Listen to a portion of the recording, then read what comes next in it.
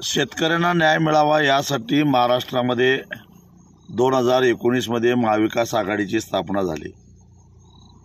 परंतु महाविकास आघाडीच्या 2.5 वर्षाच्या कार्यकालामध्ये जे काही निर्णय घेतले त्यातले बरेचसे हे शेतकऱ्यांच्यावर अन्यायकारकच असे निर्णय होते।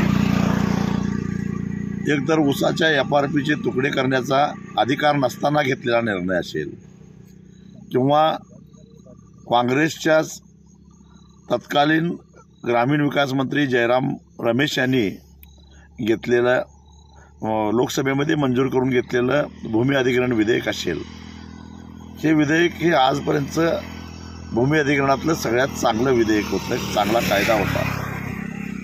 परंतु या कायद्यामध्ये दुरुस्ती करण्याचं पाप काँग्रेसच्याच महाविकास आघाडीच्या सरकारमधील महसूल मंत्री बाळासाहेब थोरात यांनी केलं आणि शेतकऱ्यांना सरकारी कामासाठी दिलेल्या जमिनीचा मोबदला जुन्या कायद्याप्रमाणे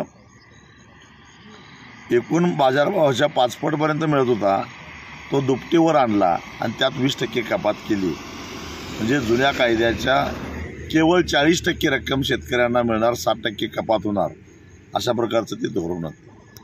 ही धोरणं शेतकरी विरोधी होती। त्यात शेतकऱ्याचा फायदा काय हे एकदा आम्हाला समजावून सांगा, असं जवळजवळ 7 पानाचं पत्र महाविकास आघाडीचे प्रमुख शरद पवार यांना मी लिहिलं होतं, पण त्याचं उत्तर द्यावं असंही त्यांना वाटलं नाही आणि म्हणून 2.5 वर्षापूर्वीच आम्ही महाविकास आघाडीची संगत सोडलेली। तुम्ही का आघाडीतून बाहेर पडला हेही विचाराची तसदी कुणी घेतली नाही। महाविकास आघाडी सरकार असतानाच आम्ही बाहेर पडलेलो होतो।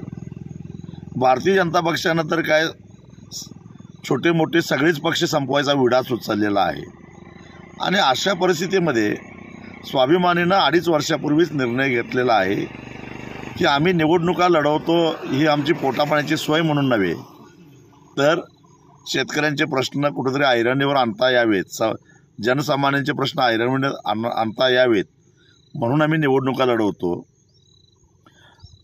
आणि असं असताना हे जे आघाडीचे वाईट अनुभव भारतीय जनता पक्षाकडून आले, त्यांनी सगळ्यांचे पक्ष फोडले आणि याने शेतकऱ्यांचं नाव घेऊन शेतकऱ्यांचा विश्वासघात करायचंच काम केलं आणि म्हणून आम्ही ठरवलं की स्वतंत्रपणानंच आपण निवडणुका लढवायच्या।